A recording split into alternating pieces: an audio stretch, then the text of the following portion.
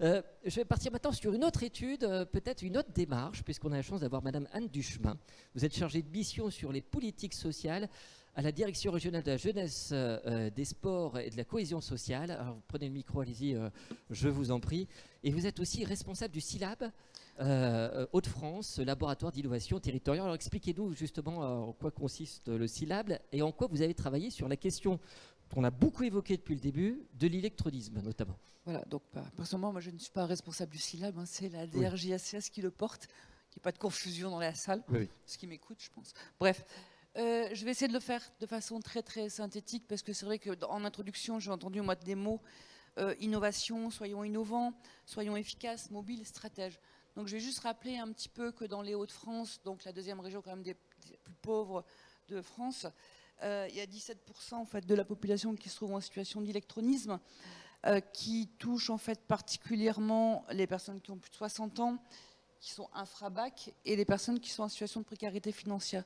C'est aussi pour mettre ce contexte-là, parce que ça nous paraît aussi important de le mettre en évidence, sachant que par rapport aux études, puisqu'on parlait d'accompagnement tout à l'heure au niveau des populations, sur l'usage du numérique, une personne sur 6 n'utilise pas en fait Internet. Et un usager sur 3 manque de compétences numériques de base.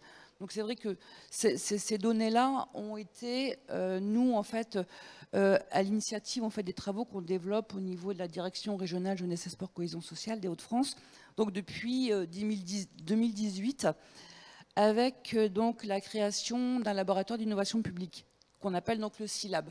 Donc je vous fais grâce de l'acronyme et donc c'est un laboratoire d'innovation publique qui a vraiment vocation donc à développer le partenariat et à débloquer en fait surtout des actions en co-construction avec l'ensemble des partenaires au niveau de la région Hauts-de-France.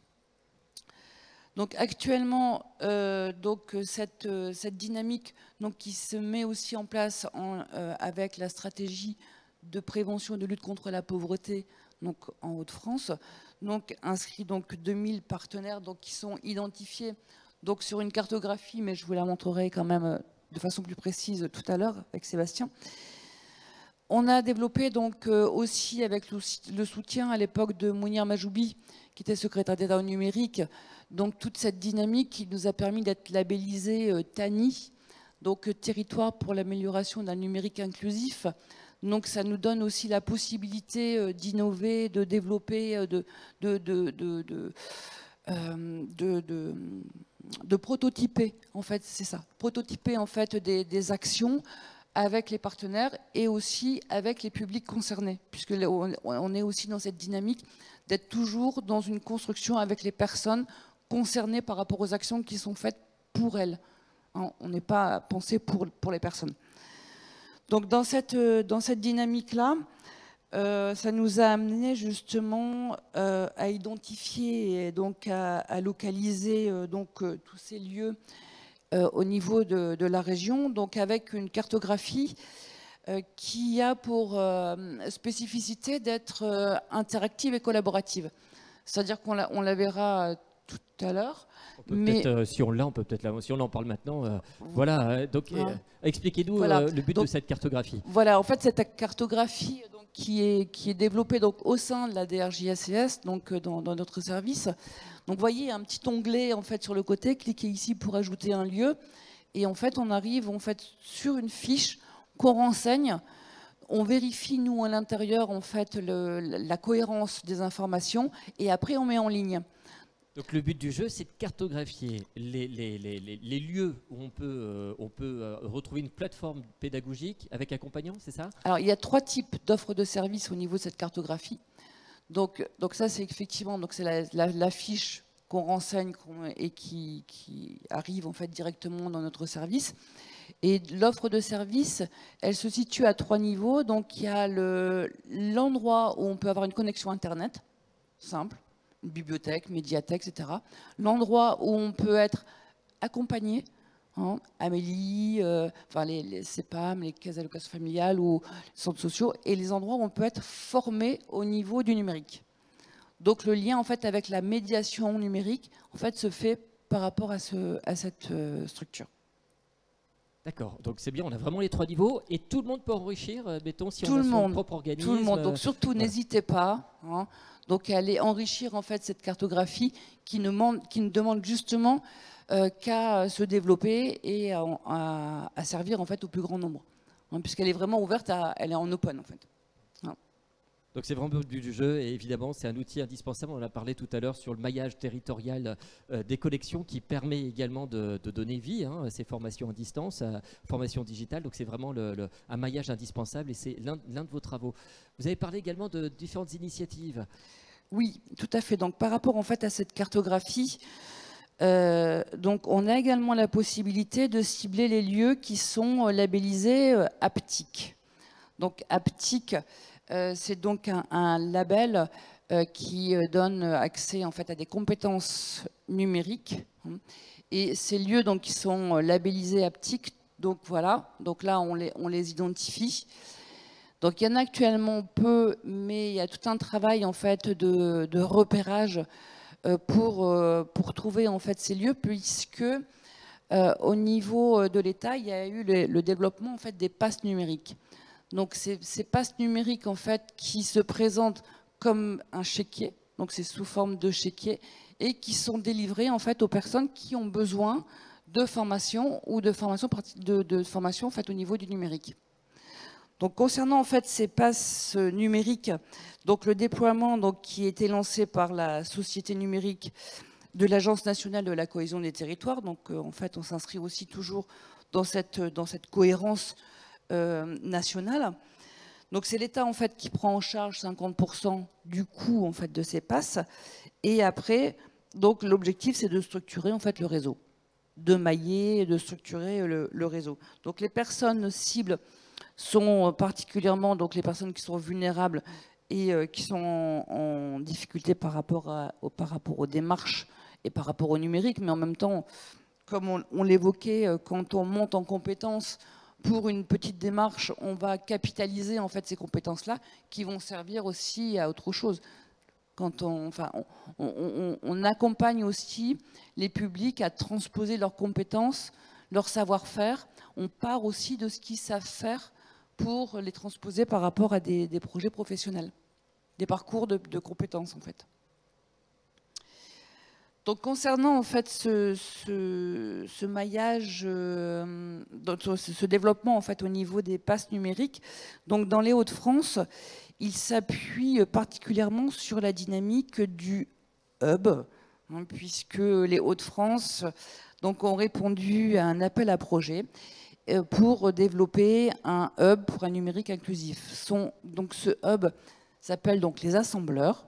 Donc on ira, enfin, vous allez sur internet, vous voyez hub pour un numérique inclusif, les assembleurs. Donc c'est un hub en fait qui est structuré avec un consortium qui regroupe donc le SILAB porté par la direction régionale Jeunesse et Sport Cohésion Sociale, DRJACS, la région Hauts-de-France et POP qui œuvre en fait dans la formation de la médiation numérique depuis des années avec justement ce regard d'économie sociale et solidaire. Donc on est vraiment en fait dans cette dynamique du faire ensemble, de co-construire, de partager les communs, de mutualiser et d'innover en totale créativité. C'est très très important en fait d'avoir justement ce regard du laboratoire qui est donc accessible, innovant, horizontal. C'est vrai que quand on arrive, on travaille, en fait, on ne sait pas qui est là. L'objectif, c'est de créer quelque chose qui va servir en fait aux autres, en partant des besoins identifiés des uns et des autres. C'est vraiment une façon de travailler très dynamique.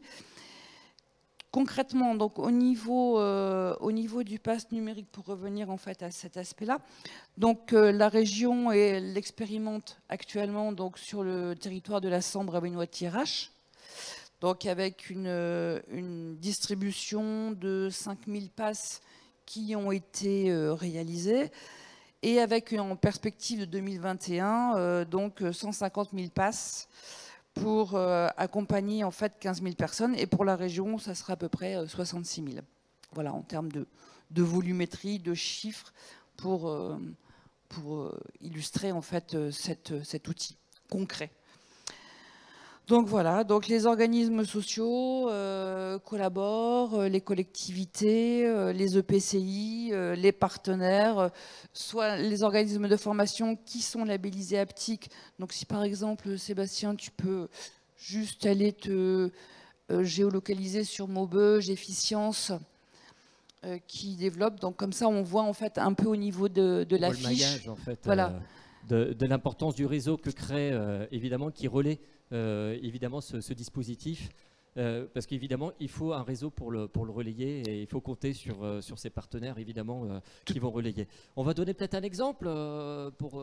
Voilà, donc si tu vas sur Aptic, sur Efficience, donc à Maubeuge, donc en fait, ce que tu peux faire, c'est aller dans la petite loupe tout en haut à gauche. Et donc pareil, chaque institut, chaque organisme qui souhaite relayer aussi ce système peut venir s'enrichir sur cette cartographie, dont on laissera évidemment sur les sites de ces 2 RP, à la suite de cette réunion, tous les coordonnées, et évidemment toutes les informations nécessaires. Est-ce qu'il y a éventuellement d'autres choses à ajouter? Mais j'aurais énormément de choses à rajouter. Donc là actuellement on a 1200. On est un peu juste au niveau technique, on va avancer si ça vous dérange pas. Oui, on est un peu censuré. Mais donc effectivement, de toute façon, pas la question. Venez nous rencontrer. On sera à disposition pour vous expliquer la dynamique du hub, toute cette dynamique qui est faite avec les numériques en commun.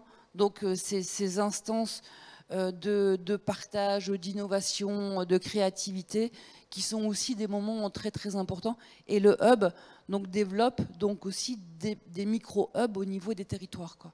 L'important, c'était de porter ce message de maillage, justement, et des dispositifs qui sont en place avec cette cartographie dont on laissera l'adresse sur le bilan de cette journée sur le site de C2RP. Je vous remercie beaucoup, évidemment.